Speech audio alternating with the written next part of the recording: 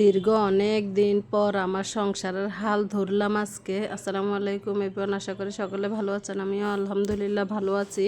তাও অনেক দিন তো অসুস্থ ছিলাম, তো আজকে থেকে বলতেছি না, নিজের ঘরটাকে নিজে পরিপূর্ণভাবে একটু গোছাবো।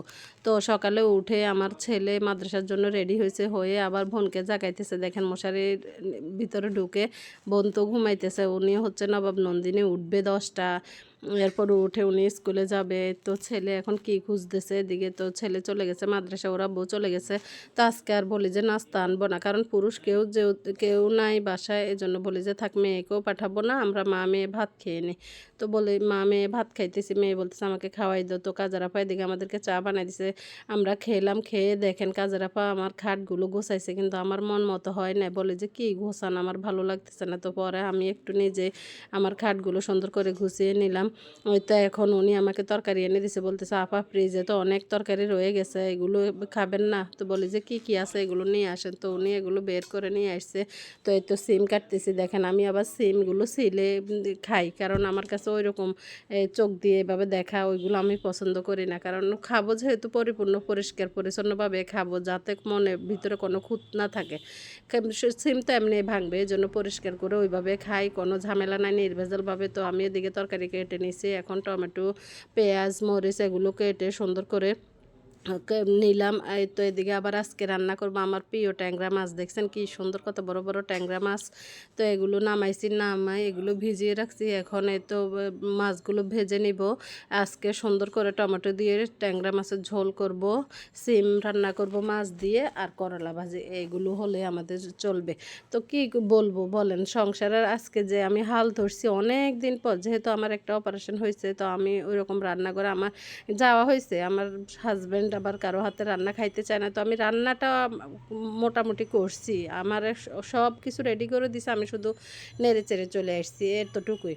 কিন্তু আমার যে সংসারে আমার হাঁড়ি পাতিল, আমার রান্নাঘর কি এক অবস্থা। আমি কাজের মানুষ অল টাইম রাখছি, এরপরও আমার রান্নাঘর দেখলে মনে হবে জীবনও মনে হয় কেউ হাতও দেয় না, এমন যে অবস্থা। কি করব, হাঁড়ি পাতিলগুলো মানে হাত দিয়ে আমার কাছে খারাপ লাগতেছে, কেমন একটা অবস্থা হয়ে গেছে বলেন তো। কি বলবো মানুষকে, কোনো বলি তো আর কোনো কিছু করানো যায় না। আর একটা ঘরের যদি গৃহ গৃহিণী অসুস্থ থাকে, ওই ঘরের সৌন্দর্য থাকে না। বাচ্চারাও ছোট ছোট, ওরাও কি করবে? তো বলি না, অসুস্থতা তো অনেক হলো, এবার থেকে একটু নিজেকেও নিজের মতো করে আমি প্রস্তুত করি। তো বলি যে না, আজকে আমি একটু পরিষ্কার করবো। তো আমি এই তো রান্না বাড়া শেষ করে চুলা মুছে, দেখেন উনি এগুলো ধুয়ে গেছে, উনি এগুলো ধুইছে। দেখেন পাতিলের কি অবস্থা, এগুলো কি ধোয়া পাতিল? ওনার কি হাত নাই? আমার সাবান যায়, সব কিছু যায়, কিন্তু পরিষ্কার কেন হয় না?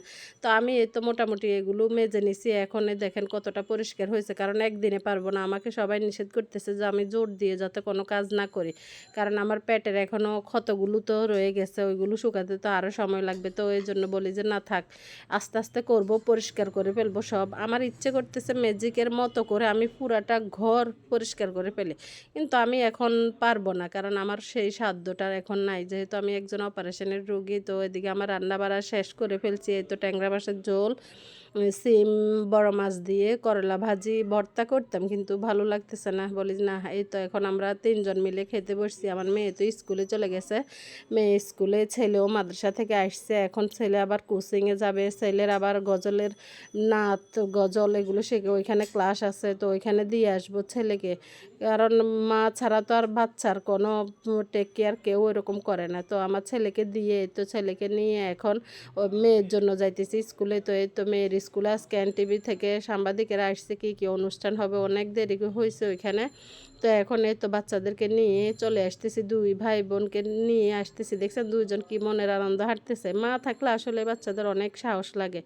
এতদিন তো আমার বাচ্চারা অন্য কেউ আনছে নিছে, ওইরকমভাবে সময় কাটাইছে। এই তো বিকেলে এখন আবার ম্যাডাম হুজুর, তো ওদের জন্য আমি বুট ভেজে নিছি। হয়তো চা দিব, মুড়ি বুট, এগুলো আজকে ওনাদের নাস্তা, আমাদেরও নাস্তা। এতটুকুতে আজকে আমার দিনটা কেটে গেছে। তো আমার ভিডিও কেমন হয়েছে জানাবেন। আল্লাহ হাফেজ।